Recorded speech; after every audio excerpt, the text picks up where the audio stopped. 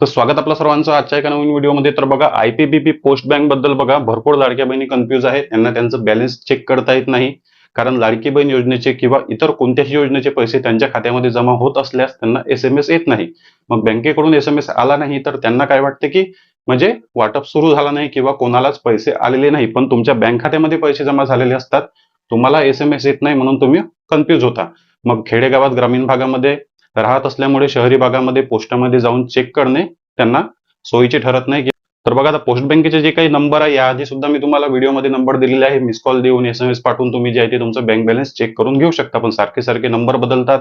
दर 4-5 महिन्याने, 1 वर्षाने, 3-4 महिन्याने नंबर बदलत असतात. त्यामुळे नवीन नंबर आता आलेले आहे. नवीन नंबर पहा, कोणकोणते नंबर कशासाठी वापरायचे आणि कशा प्रकारे पूर्ण मी तुम्हाला माहिती देत आहे. बघा, आता हा नंबर जो आहे तुमचा, हा नंबर जो आहे, या नंबरवर तुम्हाला मिस कॉल द्यायचा आहे. या नंबरवर मिस कॉल द्यायचा आणि तुमचं पोस्ट बँक मध्ये तुमचा मोबाईल नंबर लिंक असला पाहिजे. जो मोबाईल नंबर तुमच्या पोस्ट बँक मध्ये लिंक आहे त्या नंबरवरून या नंबरवर तुम्हाला मिस कॉल द्यायचा आहे आणि तुम्हाला रिटर्न मध्ये एसएमएस येईल तुमच्या बँक खात्यामध्ये किती पैसे आले, म्हणजे तुमच्या खात्यामध्ये किती पैसे आहे, तुम्हाला रिटर्न एसएमएस येईल आणि मग शासनाकडून पैसे आले की नाही तुम्हाला माहित होईल. त्यानंतर दुसरा नंबर आहे, हा नंबर, दुसरा नंबर हा नंबर आहे. यामध्ये तुम्हाला तुमच्या रजिस्टर मोबाईल नंबरवरून एसएमएस पाठवायचा. एसएमएस काय पाठवायचा आहे तर BAL हा नंबर सेव्ह करून घ्यायचा. त्यानंतर एसएमएस करायचा BAL, म्हणजे पोस्टाकडून तुम्हाला रिटर्न मेसेज येईल तुमच्या बँक खात्यामध्ये किती पैसे आहे. मिस कॉलचा नंबर सांगितला तुम्हाला, एसएमएस पाठवण्याचा नंबर सांगितला.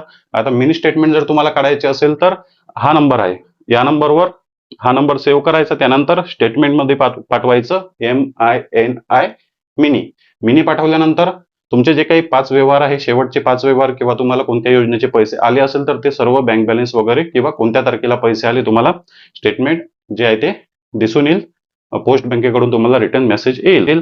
मिस कॉल देऊन, एसएमएस पाठवून अशा प्रकारे तुम्ही तुमचा बँक बॅलन्स चेक करू शकता. तर बघा, हे नंबर जे आहे ते आता सेव्ह करून घ्या. या व्यतिरिक्त जर आणखी काही नंबर अपडेट झाले तर पहिल्या कमेंटमध्ये मी तुम्हाला ते नंबर देणार. जर हे नंबर बदलले तर पहिल्या कमेंटमध्ये नवीन आलेले नंबर तुम्हाला लगेच मिळणार आहे. तर बघा, या नंबरवर मिस कॉल देऊन चेक करा की तुमचे लाडकी बहीण योजनेचे किंवा कोणत्याही योजनेचे पैसे जमा झाले आहे का. कमेंट बॉक्समध्ये नक्की सांगा की तुम्हाला पैसे आले आहे का किंवा तुम्हाला पोस्ट बँकेकडून मेसेज आला का मिस कॉल आणि एसएमएस केल्यानंतर.